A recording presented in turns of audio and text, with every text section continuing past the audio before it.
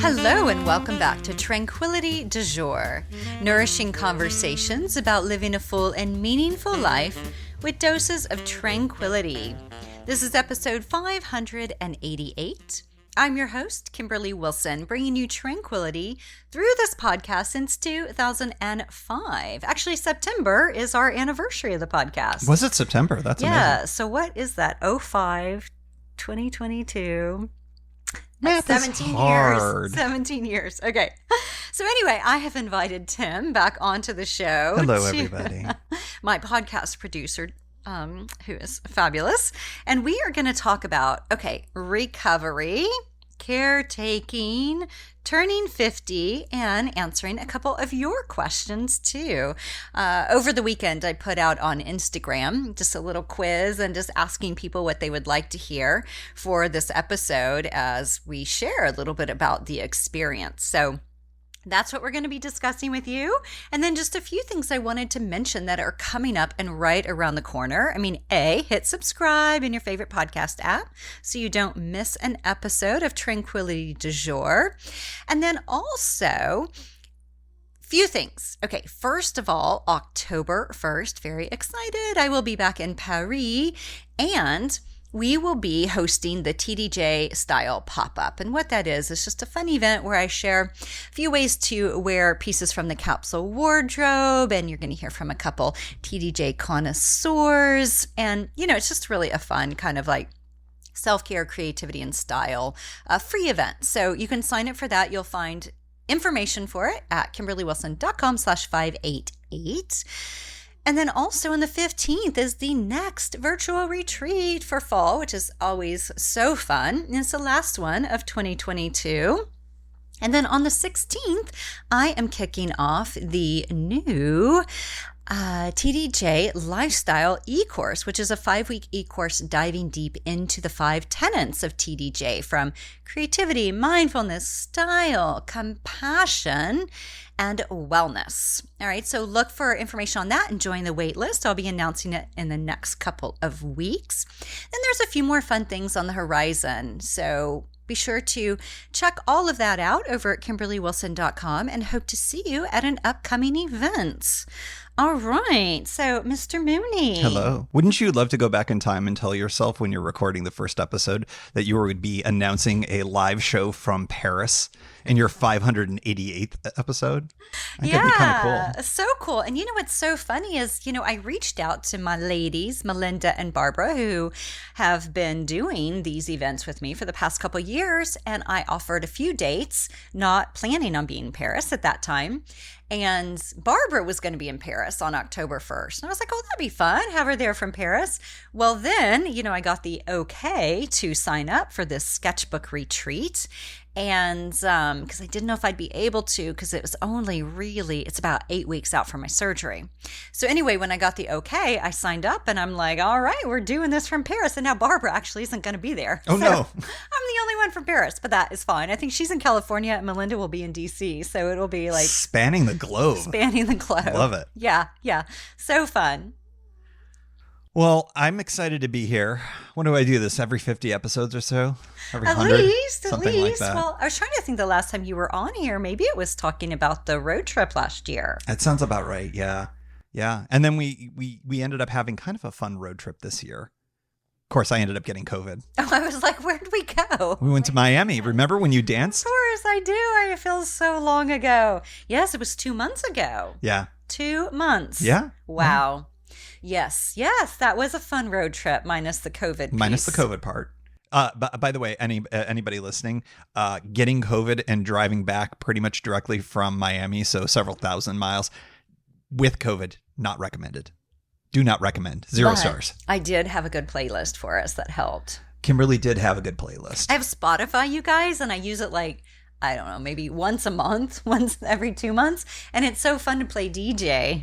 Yeah, and occasionally she's not playing from the same list of 6 songs, but still, Cinderella, Don't Know What You Got Till It's Gone, which is amazing. It is and amazing. That's fine. But the other there's about 4 on your list that you hit regularly that I'm just like, oh my gosh.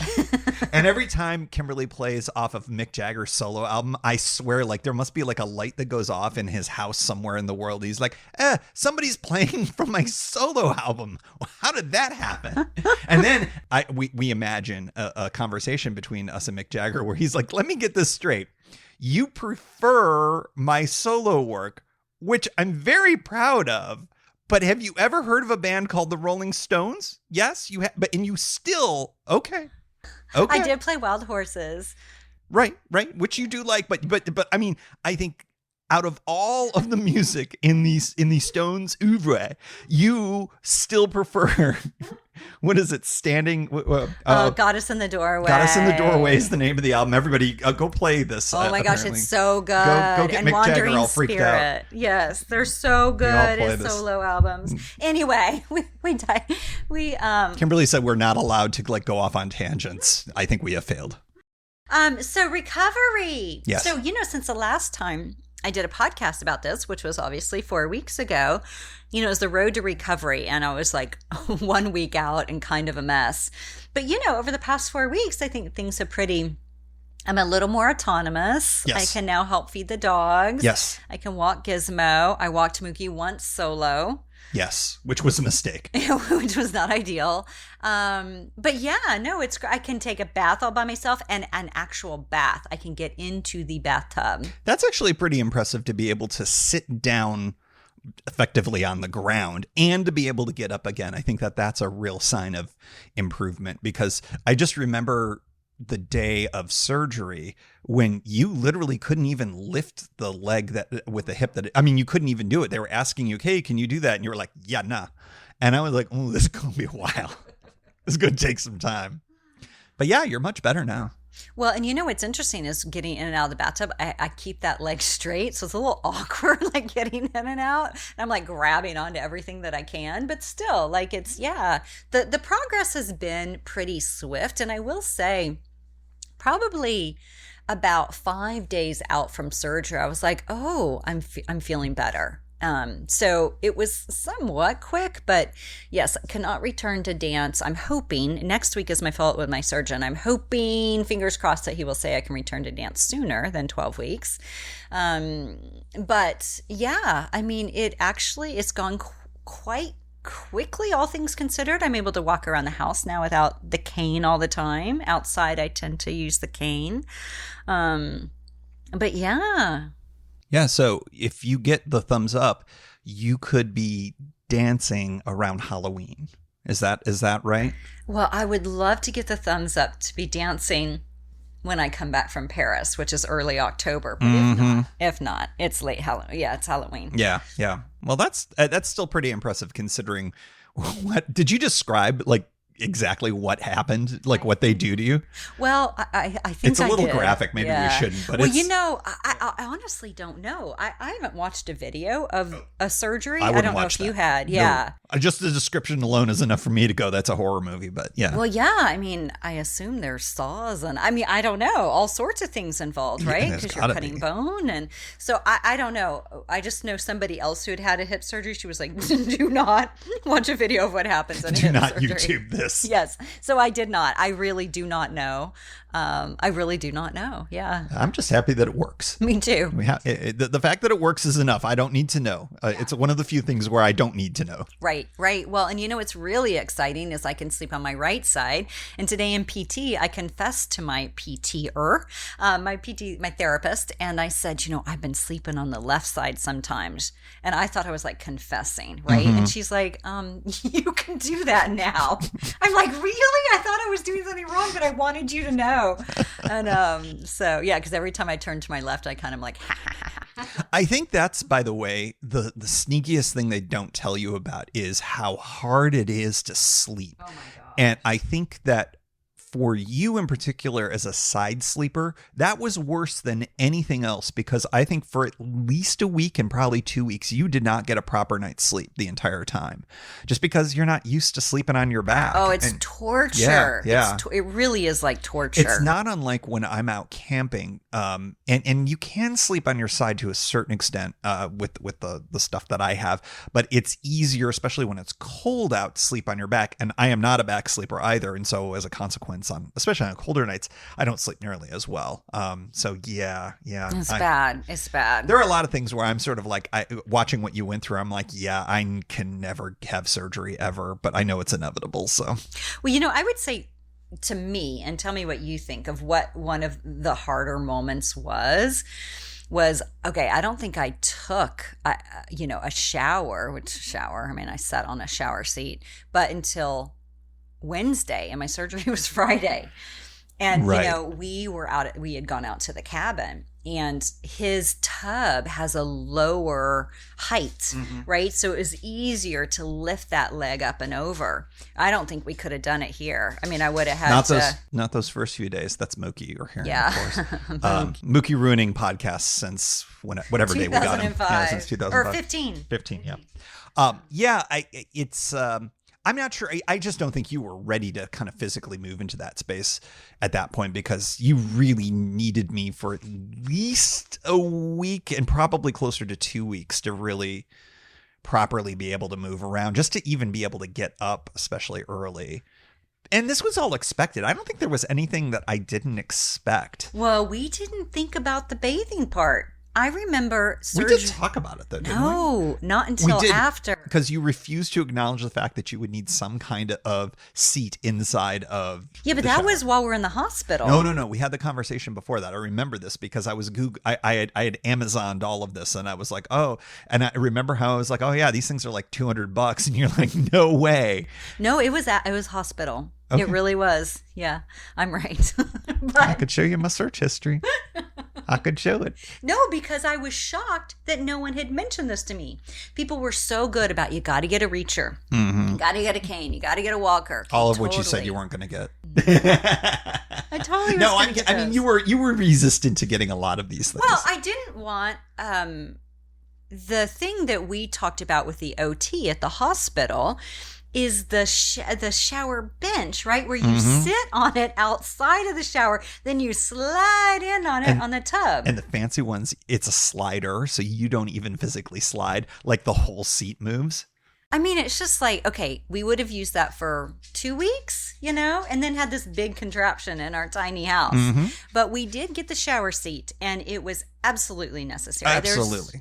There's no way I could have stood up. And the only thing, the thing I'm thinking is the people who I talked to about this surgery who had it, they had showers. So this wasn't even anything they thought about, right? They either stood in the shower, like with their cane, or someone else, they have a seat in their shower that's already built in, right? And, we had a tub that we had to get my legs over, which is nearly impossible. But we did it. And there were YouTube videos to show you how to do that. Yes, we had to watch YouTube videos to know how to get in. So we did get a shower seat, but not the slider, which is like the size of a bench. I mean, so fabulous, but I'm like, I do not have space for this. Yeah, we got the little shower stool, and that worked just fine because you were able to get in with the weird leg lifting kind of way that they showed you how to do on the video. You bend the knee and you kick. I mean, don't kick. You lift your heel up towards your bum, and that's how you get that leg in. Yeah.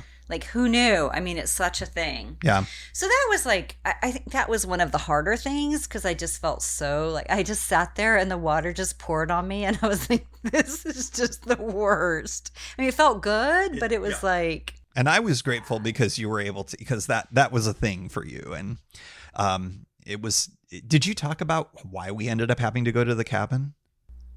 Oh, I don't know if I did. Because that was a thing crazy. Too. So in the middle of all of this, get Kimberly's, recovery process, dealing with, 2 dogs and a cat and me trying to help everything, we get word essentially that the electricity is going to have to go off in our place in DC because there's a long-standing electrical problem that was supposed to be fixed ages ago. And they finally got the permit, and the local electric company was going to turn off for the building so they could make this fix. And of course, when is this happening? In the middle of all of this, in the middle of Kimberly's recovery. So it was just sort of like, all right, you're going to have to sit in a car for 2 hours with your newly surgical on hip, now an actual phrase. Yeah, that was suboptimal. But I think once we got out there, it ended up being better, because I think that the space in West Virginia at the cabin is just, there's fewer stairs, there's more flat stuff. The dogs we could just let out. It was much, much, much better, I think, for that particular period of time. So in a sense, it kind of helped us, but that day was something to behold. Yes, that was not ideal. So I just put Mookie up on the couch because he was looking for a place to go, and Jackson's there, which is the cat, and the cat's staring, and so Mookie doesn't like that because he has anxiety. Anyway, maybe not have been the best idea. I think that when all was said and done, though, that, as I mentioned, was probably the best possible thing for Kimberly's recovery, because we were there for, I think, a full week or close to a week. And it just allowed easier access into the tub, which I thought was good. Bigger fridge to have more food there. And like, it was just a little bit better for the recovery situation, I thought. And yeah, and I had my own space to work, cause I have my office there and things like that. So I think it ended up being the right call when all was said and done, but we ended up having to shift a few things, like physical therapy ended up not happening that week just because of all that. So in a sense, you ended up further behind your recovery. Right. Because of all of that. But it did work out. It made it easier for me, I think, as a caregiver, just having that little bit of extra space and the easier way of dealing with the dogs. We are lucky because we do have our little back patio here and we can let the dogs out there, but it's not the same as just saying, open up the door and say, go run around over there for a bit, which they did. And they were happy. And that made things a lot easier for me as a caregiver, just to have that little bit of extra relief on there, because here it's a little more challenging. Well, yeah. I mean, we get up. What's the first thing we do? We make food. So you were making all the food. You were doing all the walks. You were getting me food. You were getting me drinks. You were trying to take care of yourself. And that's one of the questions we got, which I really appreciated, Angela, which was basically like, okay, how do you practice self-care when you're caregiving? Because it's taxing, it's exhausting, and and I was dropping everything. I'm still dropping everything. You still are, yeah. And I'm not supposed to bend over, and I'm done with my reacher. I'm like, I don't want to see my reacher again. And so it's just one of those things where it's like, I want to be more autonomous, but you kind of can't for those first few weeks. And it's like, it's taxing. Yeah. Tim, I need this. Tim, that. Yeah. And, self-care. I didn't really practice it. I don't think. I can't think of anything, and I should have been a little more prepared for that, because maybe I would have. But I think part of it was that I knew that this was a short, intense period of time. Because we've gone through it before when you had another surgery a couple of years ago. And it's just sort of like, okay, there's a lot to deal with in the first week or so. And I, of course, don't mind doing it, and I'm happy to do it, knowing that, of course, this is not a forever thing. What I think is something to be mindful of are for folks who are caring for people where this is not a short-term thing. It's kind of a long-term thing. It could be any of a million different things that you're living with. But that I think it would be a different animal. And I think, the kind of self-care that maybe we joked before, what self-care, how did I practice self-care? And I just said beer. Like I would have a beer at the end of the day, I don't think that would work for longer term situations. There would have to be more. I think having some more space, and for me, downtime is really important for me.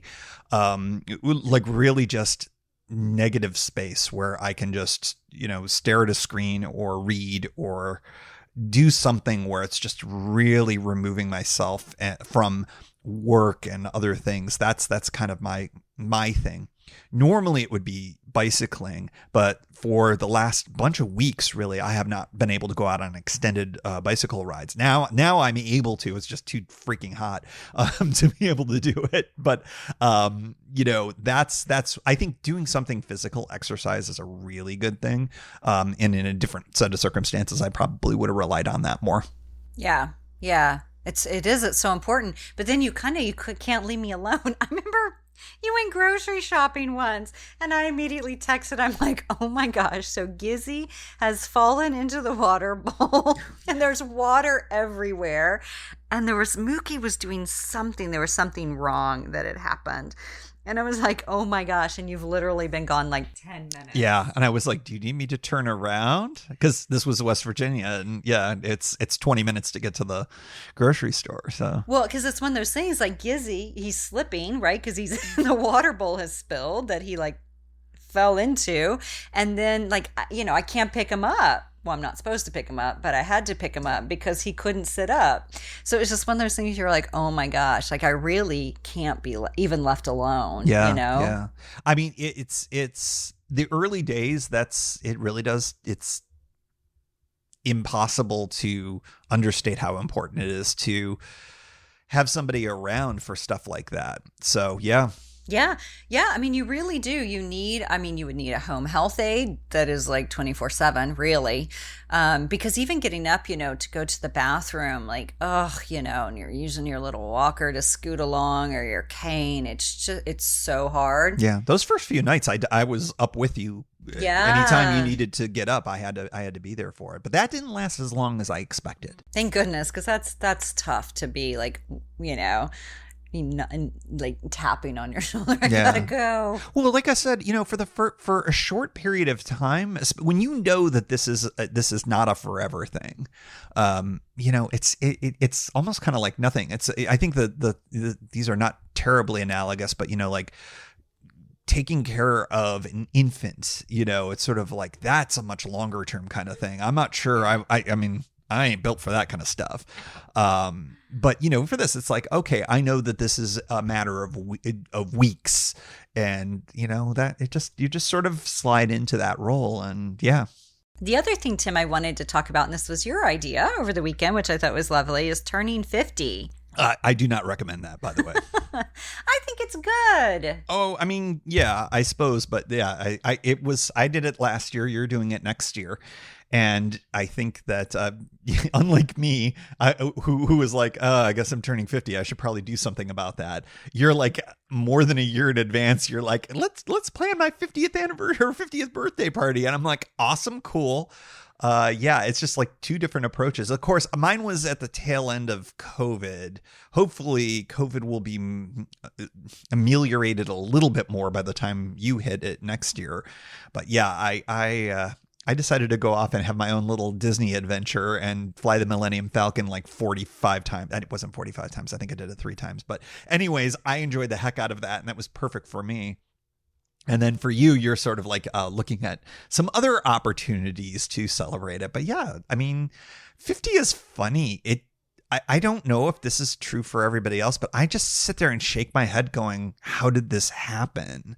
Because I'm just like, I've been watching, there's these Real World reunions. If you're not familiar with Real World, it was one of the original reality shows, and Paramount Plus is doing these reunion episodes, and just sitting there going, oh my God, they got old with me too. It's kind of weird and strange. It's just like, wait a second, just yesterday it was 1998 and I was living in Portland, Oregon, and then I wake up and it's 2022 and there's this thing called podcasting, and my girlfriend is inviting people to listen to her live para show. I mean, it's just so weird.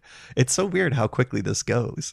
It is so weird. As you were saying that, I was just thinking of something like I stumbled upon, I think on Instagram, Goop, something with Gwyneth Paltrow. And I guess she was getting interviewed about turning 50. And she was talking about how amazing it is because when she was turning 40, she felt like it was a really tough time. And she said to herself, I can't imagine what it's going to be like now when I turn 50, And so it's just one of those things that Yeah, it's just one of those things that it's like, huh, I guess we all approach this differently, right? And yeah, for me, I was like, okay, it'll be what, 2023, obviously, that is next year, as of when we're recording this. And yeah, so I have been looking for a fun, like, chateau-y looking thing that is within driving distance of DC. So I found this one that's, gosh, it's from like the 1700s, right? And it's down in Virginia. And so yeah, I'm thinking of that for my 50th birthday, of just having a few people, and and my parents have already agreed to come, which is big because it's hard to get my dad to commit to anything more than like a few days in advance. So that's exciting. And yeah, I mean, I don't even know. I kind of have a vision of what I want it to look like. Of course, I want some live jazz music and, some good yummy vegan or veg food and lots of flowers, but that's it. Yeah. But yeah, it's this beautiful, old, gorgeous old home. Yeah, and it'll be a lot of fun. I think it'll be fun and interesting and a good way to celebrate. I just still don't accept that we're 50 years old. No, I mean, we met when I was. You had just turned 30. 30, I think. Yeah. Right, you weren't quite 31 yet. No, I was 30 and a half. Yeah. So yeah, it's that makes sense considering how long we've been together, rounding the corner to 20 years in a little bit. So yeah, I still, it's funny, talking about Gwyneth Paltrow and how she took 40 hard and 50 was easier for her. I was the exact opposite. 40 for me was just like, okay, whatever, who cares? But 50 for some reason, and maybe it's just because I think the hair is going a little grayer, a little bit less of the hair too. And, starting to, like, I've never really had too many physical issues ever. And now I'm starting to get a little plantar fasciitis in the right foot. And it's just like things that are real aging processes that I'm seeing and feeling for the first time. And that's, I think that happens maybe for other people a little bit earlier, but for some reason I got away with it for longer, but I don't know. How about for you? I mean, this doesn't broken for years. Yeah, this doesn't seem to faze you at all. Well, no. What, turning 50 or being broken? Turning 50. Yeah. No. I'm excited. 40 was amazing. I did it solo in Paris. I went to the Rodin Museum and Gardens and wrote in my journal and took photos. And yeah, it was just like a sweet, easy, no big deal experience. And then, but yeah, for 50, I just thought, sometimes people do these really fun, like, destination things, like in France or whatever, which would be lovely, but I'm not going to ask people to fly to France. And I also just thought something that would be like a little celebratory, right? But honestly, nothing that I wouldn't do for a party, like if I was doing an event, right? Same thing. So, that's kind of the idea behind it. But, what does it mean to me overall? Why, I think in general, I have my little birthday exercise that I do where I look back over the past year. And then I also kind of write out what I want, for the next year. And I think it's very simple. It's like more of the same and getting like just more clarity on some things and going a little deeper with some things. But yeah, so I hope to be in a good space with a lot of that by my 50th. And I hope to, and because I just don't know when the next ballet competition, recital sort of thing is happening, but I hope to either be about to perform in it or have performed in it. And I really want to do it on point this year. So Mama's got to get back in the game. Yeah. Well, I mean, the good news is that your surgery couldn't have happened at a better time in that sense, because you have the full year to recover. You won't need the full year. You'll be back dancing certainly by the end of the year. And that gives you plenty of time to get your stuff together, get physically back into dancing form, and then to work on your piece for months on end over and over again. And whatever song you pick will be in my head. Like the Lilac Fairy is still in my head. It was a lovely song the first 8,000 times I heard it. It's funny. I was walking myself through. I woke up in the middle of the night last night because I went to bed at 8. But I woke up in the middle of the night and I was walking myself through the choreography. Isn't that funny? Oh, it's yeah. It's like so imprinted. It took me years to forget the lines of some plays that I was in high school, especially. Like I knew every line Romeo ever spoke well into my college years. It took a lot of college brain cell destruction to get rid of those. But yeah, finally, I only recognize certain lines all these years later. And we get to see the Romeo and Juliet ballet. I'm excited for that. Next year at the Kennedy Center. That's a beautiful ballet. But yeah, the last question that was asked by Miss Julia, which I thought was really lovely, and I was thinking a bit about it in the bathtub yesterday, Julia, and was farmland. Are we still looking for farmland? And I have to say, so we looked pretty hardcore for that. I would say 17, 18, maybe even a little into 19. And then at one point, Tim was like, we could put the money that you were thinking about putting, towards a farmhouse, a little tiny farmette, and renovating this place. And that just kind of stuck with me. And then it took, a while for me to kind of get the ball rolling. And then, of course, it took a year from talking to contractors to actually moving back into the place, after just 3 to 4 months of construction. But anyway, I kind of have set that by the wayside. Like it's waiting for me, but I think it's something that would be longer term, further out. I think at the time it was really exciting to think about like having, more rescue pugs and having rescue pigs and, working with them daily. But then it was like, oh my gosh, so you never get a day off because of course they want to eat on Christmas, as well they should. And, having recently just been able to kind of let go of working on holidays and whatnot, because the yoga studio, of course, the only day we were closed was Thanksgiving, and I worked everything is Thanksgiving and, things along those lines. The only day we were closed was Christmas. I think I said the wrong thing. And, so anyway, it's like, it's nice to have that freedom that I don't think would come if I had the farmland with the vision I had for it. And I think after we tried our gardens at my place and your place, and they felt like so intensely and embarrassingly, it's kind of like, okay, maybe I'm not built for this just yet. Yeah. I think that it's one of those things that I'm glad that we were slow about the approach to it, because I think that what you wanted and needed has sort of changed a little bit. It doesn't mean that isn't something that's down the line, but it's different. And, we were enjoying an interesting window in that time period of we weren't necessarily latched down to where we were living. We weren't latched down, and we briefly considered the farmette and other relocation possibilities, right? And then now I think we're kind of here for a little bit longer in the DC area, but in 10 or 15 years that window changes, and I think that there's lots of different potential opportunities. And as I've been telling Kimberly, I'm like focused in on climate change and how it's going to be a lot hotter around here. As hot and miserable as it is during a DC summer, it's going to be worse in 10 or 15 years. So it's like, oh, okay, well, maybe we look for opportunities where it's going to be cooler then, knowing we've got that potential as an opportunity. So who knows? Yes, the door is not closed. No, but, one other thing, Julia, is, around that time is when I rediscovered ballet, right? January 2018, I started doing ballet again. And I remember thinking, well, and this was pre-pandemic when so much went virtual, but I was like, what am I going to do about my ballet classes? I remember thinking that. Yeah. Like if I live out in the country and I come in to see clients 1 or 2 days a week, well, how will I fit in the ballet?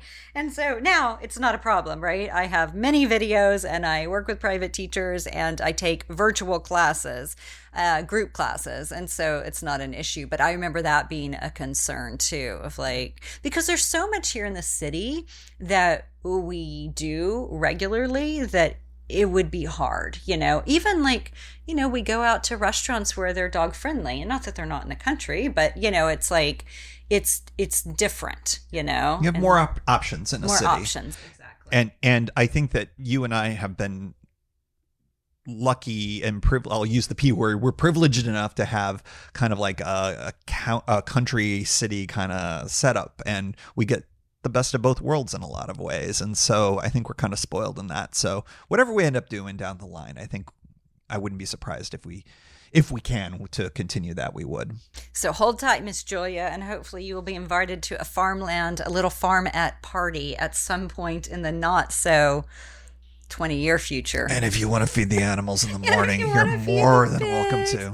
Well, and it's funny because, we had, of course, 3 rescue pugs when we were looking, and now we're down to 2. And just the amount of effort. I mean, you heard even just getting Mookie relocated in a spot here at the house, which is tiny, where he would be comfortable and not upset by the cat. It took some doing, and that's just a little sliver of our lives on a 24/7 rotation. But we love them. We do. Just not all the time. Right. And so I just remember thinking, oh my gosh, if this is what life is like, which is 3 pugs, imagine. Yeah. But I love pugs. We will have at some point many, but right now we're trying to get through life. We're enjoying the pugs that are blessing our lives right now. Which are amazing. Yes. Yeah, well, any final thoughts, Mr. Mooney, on recovery, caretaking, turning 50, farmette? I was very happy to help you get through this, and I'm very happy that you're on the road to recovery. That makes me feel good. I still don't acknowledge that I am 50, much less turning 51 in a not too distant future. That is still unbelievable to me, but I look forward to celebrating your 50th because you look amazing, and you're going to grace your 50s as well as you have graced your 40s. And pugs are awesome. Especially special needs ones that cannot be left alone ever. And the one that wants to kill the other one occasionally. Yeah, totally normal. It's amazing. All good. Well, thank you. Thanks for being on here. And I just thought it would be fun to have you back on the show to talk about kind of the experience from not just my perspective, but yours. Even though you're wrong about the shower seat, that's okay. I'm going to let that go. We're going to move right along. So wishing everyone listening a wonderful, wonderful week ahead. And thank you as always for tuning in. And if you have any suggestions for topics, let me just say, I do have pretty much everything scheduled out for the end of the year, but I'm always happy to incorporate your questions or ideas into what's already lined up. And if you go to KimberlyWilson.com/podcast, you'll see there's a little space for you to kind of, share those, put that in. Feel free to let me know. Love hearing from you. And again, wish you a wonderful week ahead and a great Labor Day for those of you stateside.